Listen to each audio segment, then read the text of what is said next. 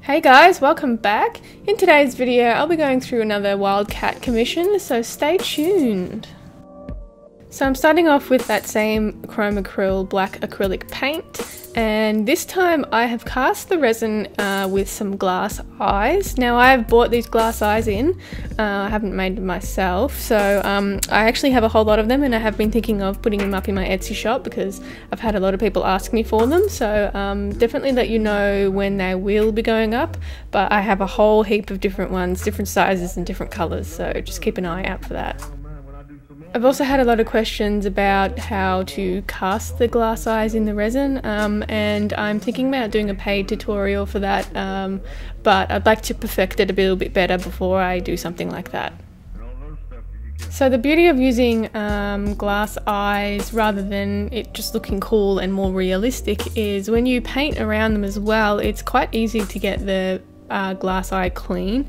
So while I am being a little bit more careful closer to the eyes, it comes off really easily with some just some water if you're using a water-based paint, which I'll show you in like a couple of minutes. So this cat was originally going to go up in my Etsy shop, but someone had asked halfway through if they could commission the piece, so I said yes. And we sort of changed the idea a little bit to suit what she wanted.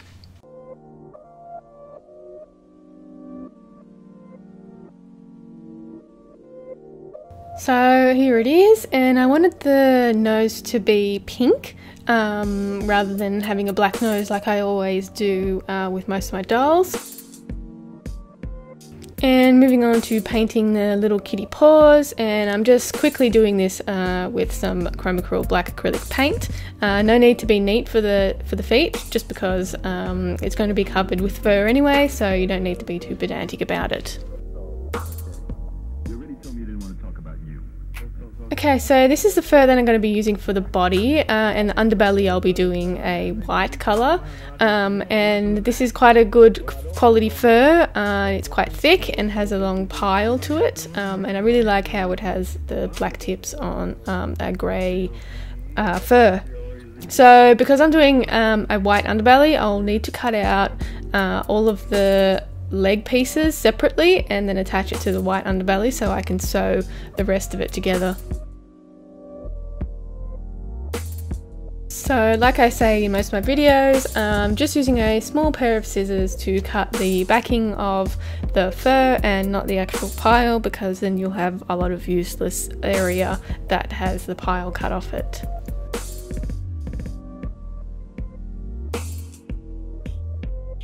Okay, so a cool little tip here when you're using faux fur and you want to clean it up a bit is you just roughly go along the edges of your fur piece with your hand, and it brings out a whole bunch of fur that would otherwise go everywhere. So this is the underbelly. You can see that I've mostly cut it out, and you can see where I've marked the fur direction and where the leg are going to go. So it all matches up and nothing's uneven when I go to sew it up on the sewing machine. So I choose to do it on the sewing machine because I find it a bit stronger rather than hand sewing everything. So here's what I have after I've run it through the sewing machine. I've left the back end open so I can flip it inside out and then thread my armature that I've made through and attach the resin pieces. So here's what it looks like once I've flipped it out, and you can see how the back end is open there. So once I've threaded the armature through and attached the resin pieces, I can sew up the legs together and attach them as well as the back end. So I use a ladder stitch to sew up the leg area and anything that I need to sew together, and I use a high quality thread so it doesn't snap.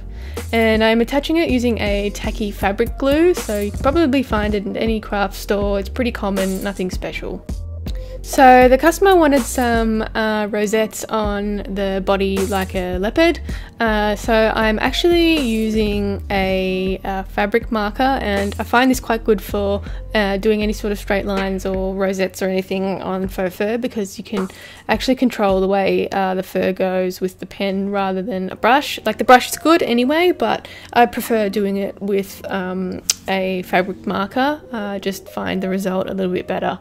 And then I end up once it's slightly dry, not too dry, I'll then end up brushing it out to make sure it doesn't clump together.